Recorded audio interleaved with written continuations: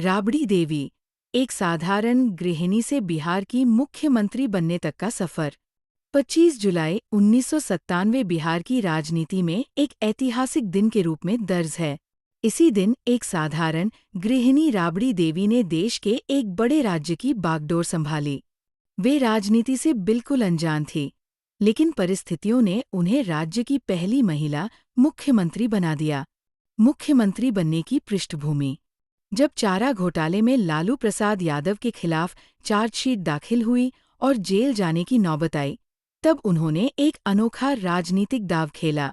उन्होंने किसी वरिष्ठ नेता को मुख्यमंत्री बनाने की बजाय अपनी पत्नी राबड़ी देवी को ये जिम्मेदारी सौंपी।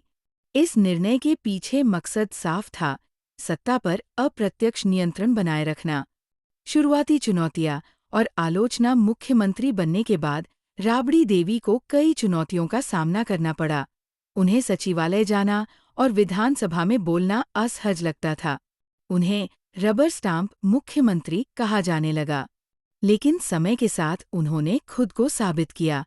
सरकारी कार्यों, प्रशासनिक फैसलों और राजनीतिक बयानबाजी में उनकी पकड़ मजबूत होती गई। व्यक्तिगत जीवन और राजनीतिक उदय। राबड़ी देवी का जन्म 1956 में बिहार के गोपालगंज जिले में हुआ था। उन्होंने 1973 में लालू प्रसाद यादव से विवाह किया, तब उनकी उम्र केवल 17 वर्ष थी। 7 बेटियों और 2 बेटों की मां है। राजनीति में आने का कोई पूर्व अनुभव नहीं था, लेकिन 1997 में मुख्यमंत्री बनने के बाद उन्होंने तेजी से राजनीतिक परिपक्वता दिखाई।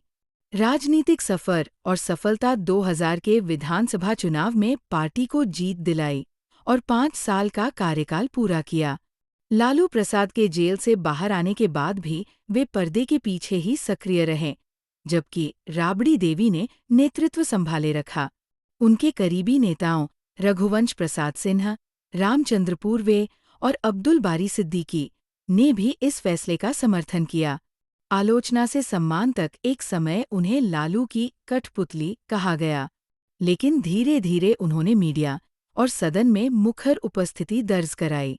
उन्होंने कई बार विवादास्पद बयान भी दिए, लेकिन उनकी छवि एक जमीनी, शालीन और दृढ़ महिला की बनी रही। वर्तमान स्थिति। 2014 में उन्होंने सारण लोकसभा सीट से चुनाव लड़ा, लेकिन हार गईं। फिलहाल वे बिहार विधान परिषद की सदस्य और विपक्ष की नेता के रूप में सक्रिय हैं।